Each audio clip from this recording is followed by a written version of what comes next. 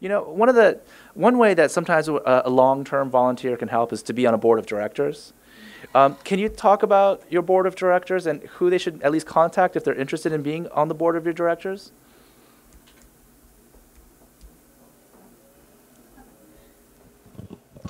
Our UI Kai board is mixed with different occupations.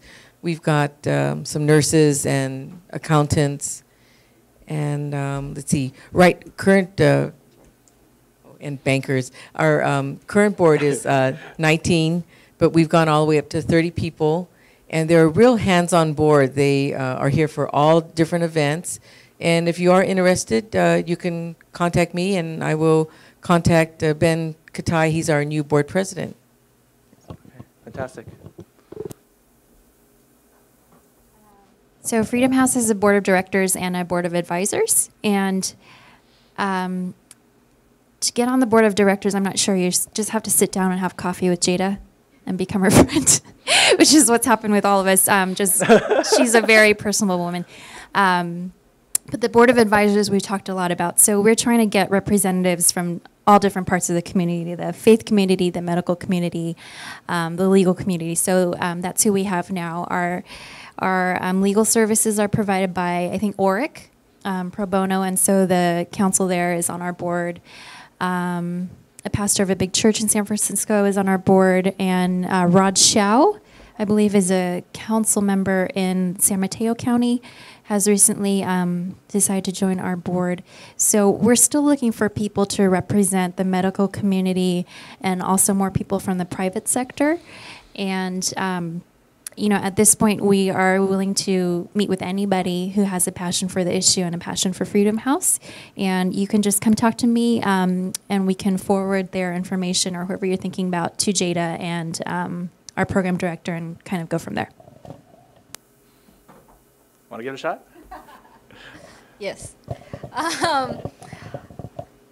Give me your info and I'll pass it along. There we go. Okay. What's a big no-no? Do you have a story to share with us about where you got a volunteer and you're like, oh crap, or you know it was just a very bad experience for that volunteer because they didn't come in with the right attitude, or maybe it was a really bad experience for your client. So, what makes a bad volunteer?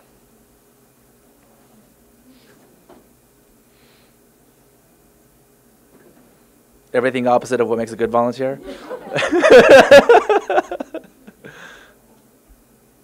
Well, what should volunteers expect then when they volunteer with your organization in terms of expectation setting so that they have a good experience? Again, just being accountable is something that we look for.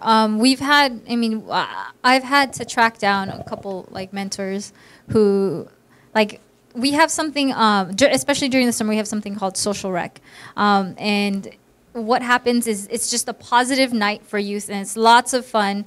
Last week, I think we did like a Iron Chef pizza making contest where we had actually like a chef come in with all of his dough, and like they all made their own pizzas. And so this is for like high school youth, and this is for middle school youth, and we have like our prevention, treatment, and like intervention youth coming together and then just having fun. And this is like, it's a great time for them, like for you to see all of them and realize that they're just kids.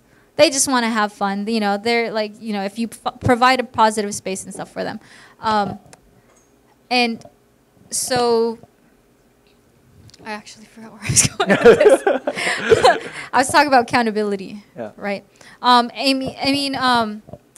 And so I actually meet up with a lot of the youth that go there, and then I've had a couple of times where they've come up to me and they said, my mentor, you know, and their face is just, they look so down. I was like, hey, how you doing? He's like, oh, I haven't heard from my mentor in a month or two.